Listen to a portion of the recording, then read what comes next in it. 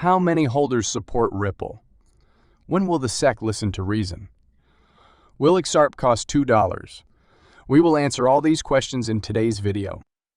If Ripple prevails in its legal fight with the U.S. Securities and Exchange Commission, SEC, the relisting of the XRP token on the main U.S. crypto exchange Coinbase will be one of the greatest headlines in the XRP ecosystem. In a recent interview, Coinbase's chief legal officer, CLO, Paul Grewal, has talked in depth about the matter and outlined how the XRP relisting process would work.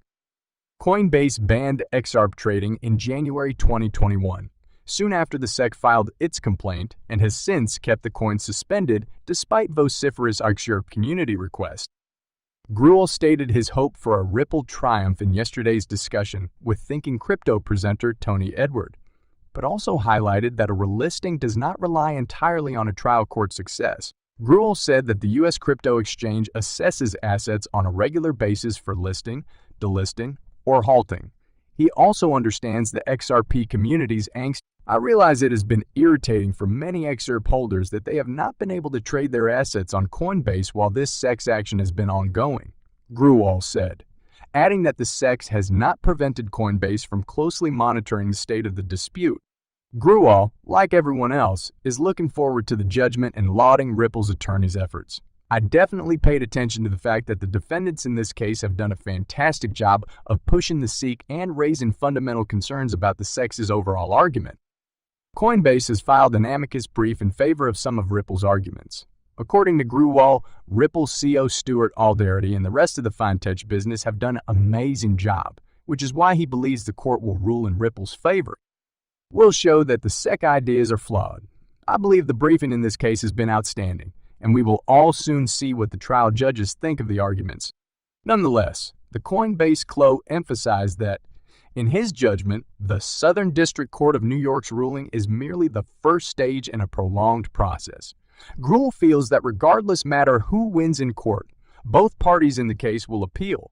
Grewal added that the timing for relisting following the trial court judgment relies on the reasons of the judgment, the judge's legal rationale, and Coinbase's opinion of whether or not the decision would be upheld by the appeals court. Therefore, a lot is going to rely on the particulars of that court rulings. I realize it won't be very pleasing for some, but as a publicly traded firm, we have a duty to tread cautiously in this area, and with regard to any token that's the subject of federal court action, Grewal said. Finally, the Coinbase CLO said that the exchange would begin the review process as soon as the judgment is published. So, like everyone else, I am curious to see how the court decides, and all I can say is that as soon as we obtain the verdict, we will begin our process to see if we need to reconsider our listing decision. While he thinks Ripple's case against the Securities and Exchange Commission will be resolved in favor of the XRP progenitor, prominent crypto supporter John E. Deaton has hinted at what may happen if the securities watchdog wins. Is Ripple capable of defeating the SEC? Ripple has won multiple procedural wins, leading XRP supporters to anticipate that Ripple will win the 2-year court fight. Nevertheless, if things don't go as planned and presiding Judge Annalisa Torres believes the SEC's claim that all XRP transactions, including those done on secondary markets, are securities, the Commission's triumph may mean difficulties for many other crypto-focused businesses. According to John Deaton, this is the case. Deaton stated that a favorable verdict for the SEC would provide its chair, Gary Gensler, the necessary cover as well as the impetus to file similar claims against corporations operating in the digital asset market. The XRP lawyer's remarks were in reaction to a tweet from Fox Business writer Eleanor Terrett, who revealed some details concerning the recent closure of Signature Bank.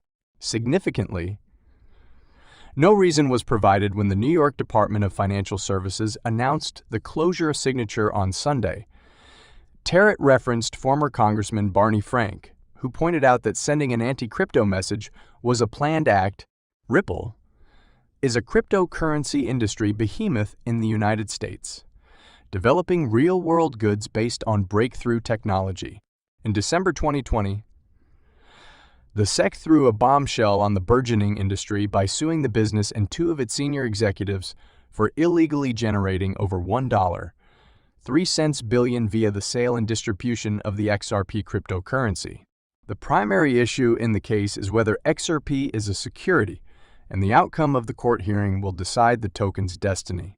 Most crypto commentators feel that Ripple has the upper hand in the long-running legal dispute.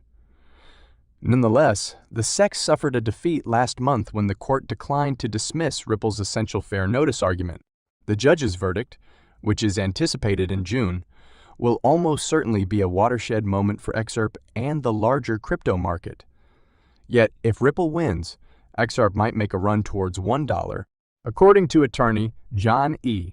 Deaton, the United States Securities and Exchange Commission, SEC, action against Ripple might reach the United States Supreme Court before Congress adopts a regulatory framework for the crypto business.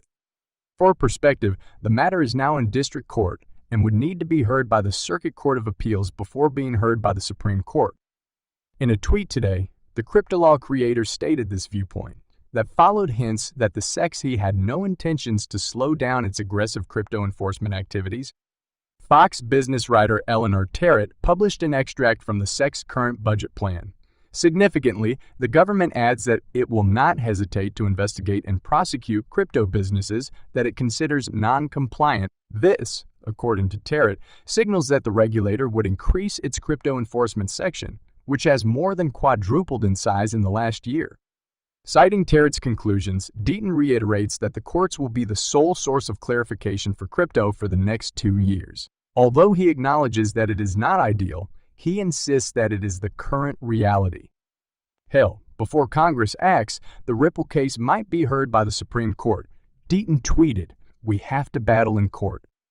In January, Deaton said that the highly awaited verdict in the Ripple case on whether XRP is an unregistered securities would provide the embryonic market with the only clarification it would get in the next 2 years.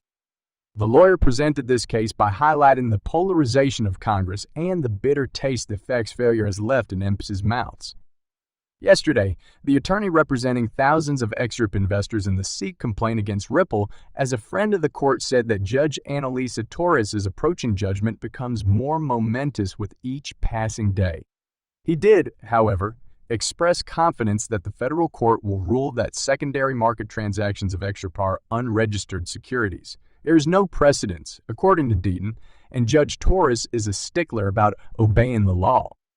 There is no way the court will accept the SEC's unlawful premise that the asset itself is always an investment contract, Deaton said on Twitter. There hasn't been a case in the 80 years since Howard that makes such a conclusion. Judge Torres strictly adheres to the law. She refuses to find that secondary sales violate Section 5.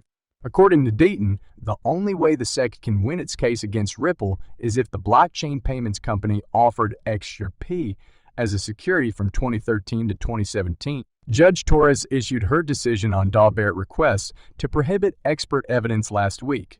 It was largely seen as a Ripple success, with Ripple General Counsel Stuart Alderati claiming that the firm's confidence improves with each verdict. Deaton anticipates that the judge's decision on summary judgment will be issued shortly.